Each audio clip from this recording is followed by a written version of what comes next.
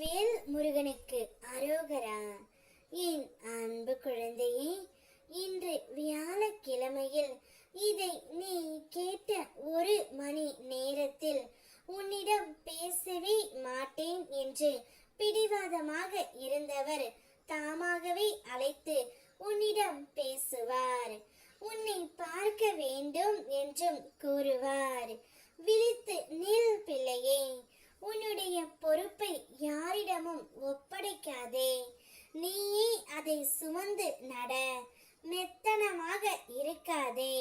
உனக்குள் இருக்கும் சக்தியை எழுப்பிக்கொள். நீ முன்னேற வேண்டும் என்றால் இன்று முதல் துணிந்து செயல்படு. நிச்சயம் எதிர்பார்த்த நல்ல செய்தி ஒன்று உன்னை தேடி வரும். அது என்னுடைய அருளால் உனக்கு கிடைக்கும் வெற்றி. எப்போதும் நன்மையை நினை.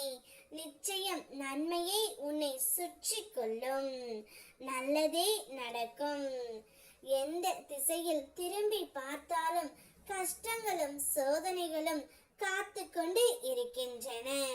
ஆனால் அவற்றை பார்த்து பயந்து பின் வாங்கி கொண்டால் வாழ்க்கை முன்னேறாது.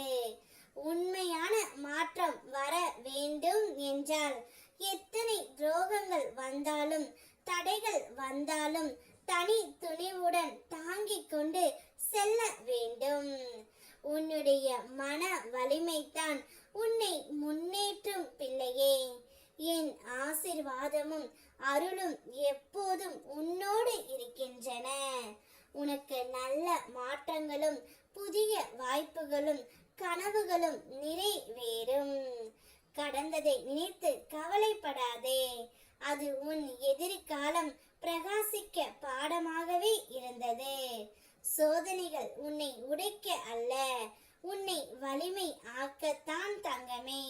இனி வரும் நாள் வளம், வெற்றி, மகிழ்ச்சி, அதிசயம் நிரம்பியதாக இருக்கும். ஒவ்வொரு படியும் என் அருளால் பாதுகாப்பாக வழி நடத்தப்படும். நீ எந்த உறவை அதிகமாக நேசிக்கின்றாயோ அந்த உறவு உன்னிடம் பேசவில்லையே என்று நீ வருத்தப்பட்டாய். இன்று அந்த உறவே தானாக உன்னை அழைத்து பேசுவார். உன்னிடம் தான் செய்த தவறுக்கு மன்னிப்பும் கேட்பார். அப்போது அந்த மன்னிப்பை நீ ஏற்றுக்கொள்ள வேண்டும்.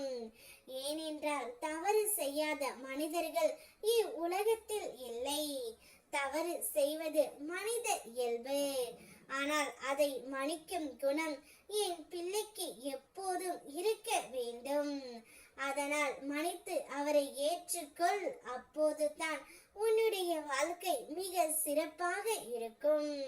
உனக்கு எப்பொழுதும் பக்க பலமாய் இந்த